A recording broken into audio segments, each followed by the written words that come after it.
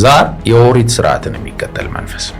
ምክንያቱም አዲስ ኪዳን ላይ እሱ ታስሯል። ጠዋት 12 ሰዓት ሲሆን የሱ ባሪያ ነው። እዛ ግቢ ውስጥ አሉ የተባሉ ስራዎችን ያለ እረፍት ነው የሚያሰራ። የማይሆን ቦታ ላይ ከተገኘው እባክህ ጌታ ሆይ ግደልዬ አለቀሱ። ይህንን ሁሉ ሳደርግ ቤተሰብ አያውቅም። ሁልጊዜ በተመሳሳይ ሰዓት ጠዋት 4 ሰዓት ላይ ካፍንጬ ደም ብሊድ ያደርጋል። ጠንቋዩ ሊደር ነው።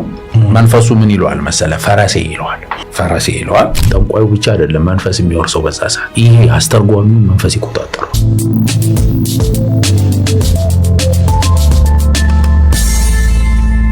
የመጀመሪያችን ወደ ክፍለ ሀገር የሄድንበት አጋጣሚ ስለነበረ ፍርሃቱ ቢኖርም ገጠር የሚለው ስሜት ደግሞ የሆነ ኢነርጂ ፈጥሯል።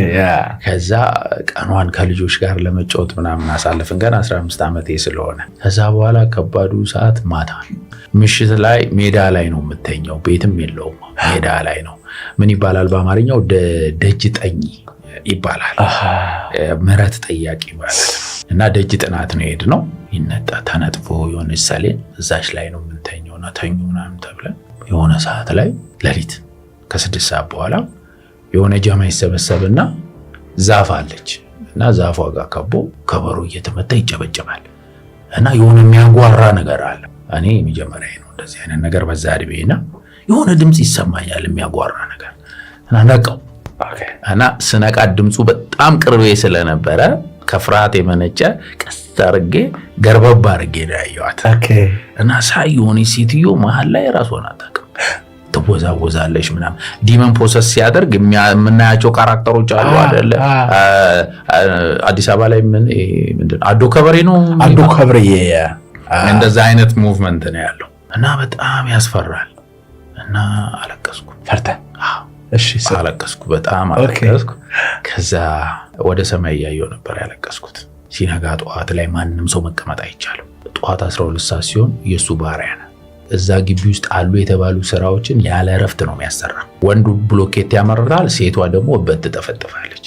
ለምን እንደሚያደርጉት ታውቃለህ? የሰው ልጅ አእምሮ ማረፍ ሲጀምር ማሰብ ይችላል። ማሰብ እንዳይችሉ ነው፣ ወደ ራሳቸው መመለስ እንዳይችሉ እና ራስን እንድታገኝ ስለማይፈቀድ እስከ ምሽት 3 ሰዓት ማለት መንፈሱ እስኪቀርብ ድረስ አንተ ቦዘኔ ነህ። በስራ ብዝን ነው የምትለው። በቃ ራስን አታውቅም። አሁን ላይ ነው ይሄ ነገር የሚገባኝ። 15 ዓመቴ ነው። እኛ የምናውቀው ከልጆች ጋር መጫወቱ እና ንጋቱ ደስ ይላል አየሩ። እነሱ ቢዚ ናቸው። የገጠር ቫይብ አለው። የሆነ ጭስ ታያለ፣ ላሞች ታያለ፣ በጎች ታያለ። ተራራ ላይ ትወጣና ምናምን የሆነ አዲስ አየር ትወዳለ። ምሽቱ ግን ወረስት ነው። ከዛ 3ኛ ምሽት ላይ በጣም የከፋ እንባ ነው ያለቀስኩት። በጣም አለቀስኩ ወደ ሰማይና የማይሆን ቦታ ከተገኘው ጌታ ሆይ ግደለኝ አልኩ።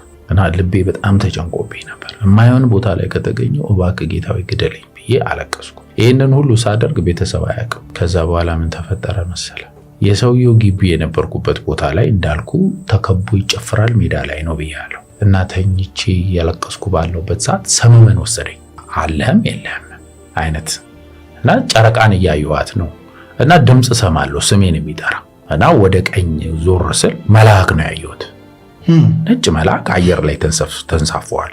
ቅንጭብ አለው ግቢው እና አየር ላይ እየተንሳፈፈ ስሜን ጠራው። ስዩም የሚል በጣም በሚያስገመዝግም ድምፅ ነው የጠራኝ። እና ዞሬ ሳየው ወደ ላይ ተመልከት ይለኛል። ወደ ጎን ወደ ግራ ሳይድ አሳየኝ እና እጁን ሲያሳየኝ ወደ ግራ ሳይ ለመጀመሪያ ጊዜ ጠንቋዩ በዚህ ሰመመን ውስጥ ነው ያየሁት። አይቼው አላውቅም። የዛኔ ነው በ15 ዓመት የመጀመሪያው ሳይ አይቼው አላውቅም። እና በዛ ሰመመን ውስጥ ያየሁት የመጀመሪያ ጊዜ ነው። እና ዞሬ ሳየው ቱታ ለብሷል። ክሬሽን ቱታ ይቺ ነጭ በጥቁር በፊት የሚለበስ ማርቲ ጣሳ ላይ ውሃ ተጎንጭቶ ተፋብኝ። ሲተፋብኝ ብድግ ብዬ ተነሳው። ከዛ ነቃውና በጣም መጠየቅ ጀመርኩ። ምንድነው እንደዚህ አይነት ነገር አየሁ ሲል በጣም በቃ የሚገርም ነገር አየ ምናምን። ኢሻራ ይባላል በመናፍስቱ ዓለም ላይ። ህልም ኢሻራ ነው የሚሉት። ኢሻራ አይቷልና ይነገራቸው ተብሎ ተነገረ። አጋፋሪዎች አሉ፣ ሄደው ነገሩት። እሺ ድኗል በቃ አላቸው። ድኗል። ኦሬዲ እኔ በጣም ስቃይ ውስጥ ነበርኩኝ። ስለዚህ ድኗል። ሞቴ ተፈርቶ አይደል ይዞኝ ሄዱ። ድኗል በቃ ምሕረት አግኝቷል፣ ታርቆታል አይነት ሲባል መጣ። አክስቴ ቁጭ ብላ ነገረች። ያየው መልአክ ነው፣ እውነተኛ መልአክ ነው ምናምን አለች። ከዛ በቃ ነፃ ሆንኩኝ።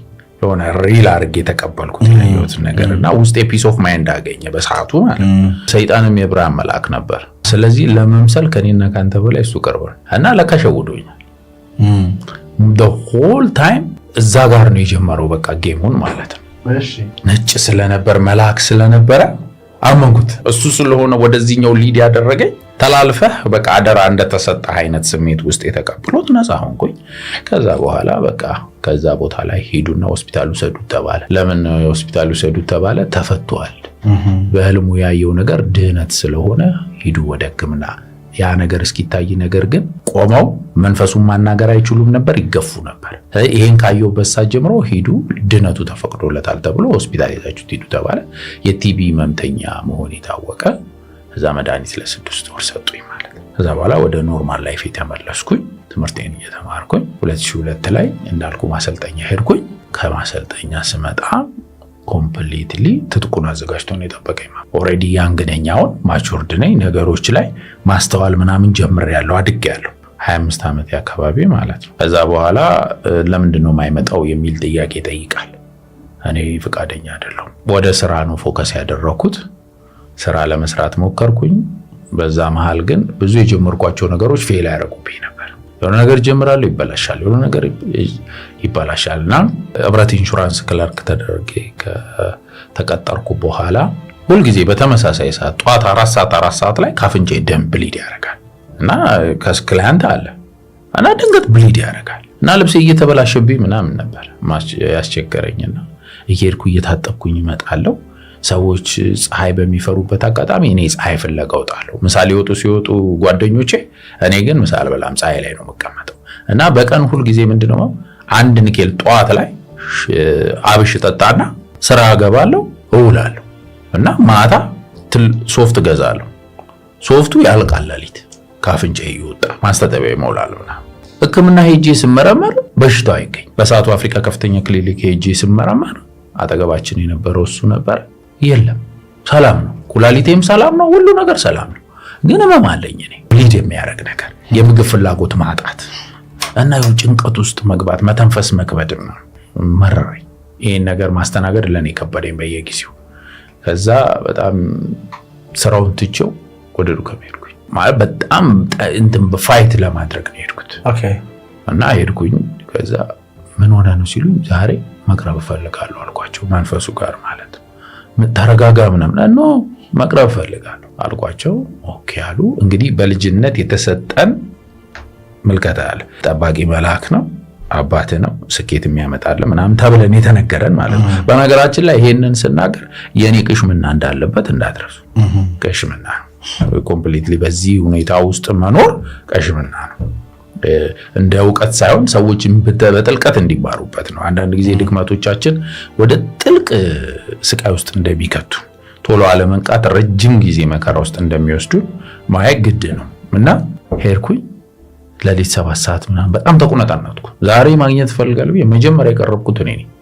ያው እንግዲህ ከመጋረጃ ጀርባ ነው። ስማ በለው አለ፣ ከፊት አጋፋሪዎች አሉ። ስማ በለው ማለት ተርጓሚ፣ አስተርጓሚ። መንፈሱ በኦሮምኛ ይቀርባል፣ አስተርጓሚ ደግሞ በአማርኛ ትራንስሌት ያደርጋል። ስማ በለው። ከዛ አጋፋሪው ደግሞ ደጅ ላይ ሆኖ ኦርደር የሚያስይዝ ማለት። ከዛ ደግሞ ለውጪ ደግሞ ንጹህ ያልሆኑ የሚባሉ አሉ። ንጹህ ያልሆኑ ማለት ሴክስ አድርገው 3 ቀን ያልሞላቸው ማለት ከ3 ቀን በፊት ሴክስ አድርጋ አትገባም፣ 3 ቀን እንቁላል በልታ አትገባም። ኦኬ እና ፍየል የበላ 40 ቀን አይገባም፣ የወር አበባ ላይ ያለ ሴት አትገባም እና ንጹህ አይደለም ተብሎ ሁለተኛ ግቢ አለ ማለት። ስለዚህ እዛ ጋር ደግሞ የሚያስተናግዳል እና ደግሞ ሞት በቤተሰብ ውስጥ ሰው ቀብረው የመጡ ሰዎች 40 ቀን ሳይሞላቸው አይገቡም። እንግዲህ ስፕሪቱ ይጋጨዋል አይነት ነገር ማለት ነው።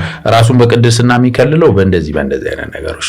እነዚህ አይነት ነገሮች ለሰው ልጆች ይሄ እኮ ጥሩ ነገር ነው ይሆናል አይደለ? የማታውቀው ስፒሪቹዋል አካሄድ ስለሆነ የሆነ ትኩረትን ይስበዋል እና ለዛ ነገር እንድትገዛ የሆነ ገላጣ ነገር ከሆነ ትንቀዋል እና ሩል ሲያበዛብህ አሪፍ ነው መፍትሄ አለ ብለህ ተስፋ እና በ3 ክፍል ነው የከፈለው ደጁን ማለት ነው። ውስጥ ከገባ ዩአር ብለስድ እና የመጀመሪያዎቹ ሁለተኛዎቹ ላይ ቀናሉ፣ ሁለተኛዎቹ የመጀመሪያዎቹ ላይ ቀናሉ እና እንደዚህ አይነት ካር ባይ ዘ ዌይ ዛር የኦሪት ስርዓትን የሚከተል መንፈስ ኦሪት ነው። ብሉይ ሲስተም እንደ ሆል የሚከተል ምክንያቱም አዲስ ኪዳን ላይ እሱ ታስሯል። ብሉይ ኪዳን ላይ መጥቶ ነው መሸወድ የሚችለው። የብሉይ ኪዳን ስርዓትን ካየው ብዙ ጊዜ ነገሮች ሁሉ በደም ነበር። ስለዚህ በአዲስ ኪዳን እንስሳዎች አርፈዋል። እዛ ኦሪት ውስጥ ነው ያለው መንፈሱ። ምክንያቱም እሱ መንፈስ በክርስቶስ ደም የሰው ልጅ ነፃ ሲወጣ አጋንንት ነበር የታሰረው። ስለዚህ እስራቱን አይቀበለው። እስከ ክርስቶስ ድረስ ያለውን ፓርት አይተገብረው። ከዛ በፊት ያሉትን ግን እሱ ይከብርበታል፣ ወስዶታል። ምክንያቱም ከዛ በፊት የነበረው አይደል ለሰው ልጅ ዳ። ስለዚህ ያቺን ፓርት ኮፒ ፔስት አድርጎታል። እንዴት መሰለ? ታቦት መስዋዕት ይደረግና ሌዋውያኖች ናቸው አይደለ ክህነት ያላቸው እነሱ ሄደው ነበር አይደለ የደም መስዋዕቱን ታቦቱ ላይ የሚያደርጉት። የሚገርምህ ዛር መናፍስት ላይ ሄዶ ደም በቁና ተይዞ የታረደው በሬ ቁና ላይ ይደረጋል ደሙ። ከዛ ደሙን ይዞ በየመስጊዱ መናፍስቶች የሚቀርቡበት የተለያዩ መስጊዶች አሉ፣ ስም አላቸው፣ በኋላ ላይ ገልጥልሃል። በእያንዳንዱ ላይ የሄደ ከደጁ ጀምሮ ግራና ቀኝ ይረጫዋል። ደሙ ውስጥ ገብቶ ምሰሶ ላይ ይረጫል። አልፎ ደግሞ ሰቀላ ይባላል መንፈሱ የሚወርድበት፣ እዛ ላይ ገብቶ ይረጫዋል። ጠንቋዩ ሊደር ነው። መንፈሱ ምን ይለዋል መሰለ? ፈረሴ ይለዋል። ሴቷን ካዳም ይላታል ሚስቱን። ከዛ ፈረሱን ምን ያደርገዋል መሰለ? እዚህ ጠንቋዩ ከኋላው የበኩር ልጁን ይዞ ነው የሚከተለው። የበኩር ልጁ ይከተለዋል፣ ወንዱ ልጁ። የበኩር ወንድ ካልሆነ እንኳን ወንዱ ነው የግድ መስዋዕቱን ሲያደርግ የሚከተለው ከኋላ። ስለዚህ የራሱ ፋሚሊዎች ስርዓቱን አብረውት ይዘው ይከተላሉ ማለት ነው። ከፊት ሰንደል ይዛሉ፣ በጣም ብዙ ሰንደል ይዛሉ የተለኮሰ።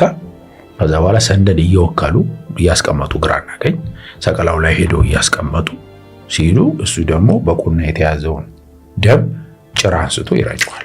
በዚህ አይነት ስርዓት ነው። ስለዚህ ኦሪት ላይ ኮፒ አድርጎታል። ሰው የሚሸወደው በዚህ ብዙ ሰዎች በዚህ ይሸወዳሉ። 7 ሰዓት ላይ ያገኘሁት በጣም ትዕቢተኛ ነኝ። በሰዓቱ በጣም ታፍ ነው፣ ልጅነት አለ እና የመጣሁት ከባድ የሆነ ቁጣ ይዤ ነው የመጣሁት። ምክንያቱም በቃ ስራ መስራት አልቻልኩም። ጠዋት 4 ሰዓት ብሊድ አደርጋለሁ ካፍንጫዬ። ምግብ መብላት አልቻልኩም።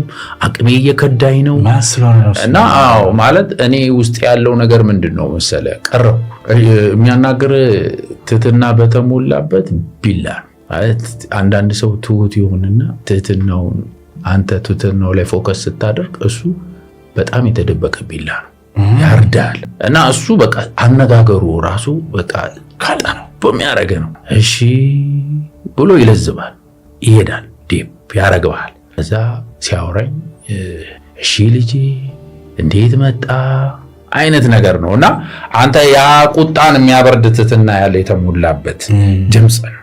ስማ በለው የሚገርመው በጣም የሚገርመው መንፈሱ የሚወርድበት ሰውዬ ብቻ አይደለም፣ ፈረሱ ያልኩ ያ ጠንቋዩ ብቻ አይደለም መንፈስ የሚወርሰው በዛ ሰዓት።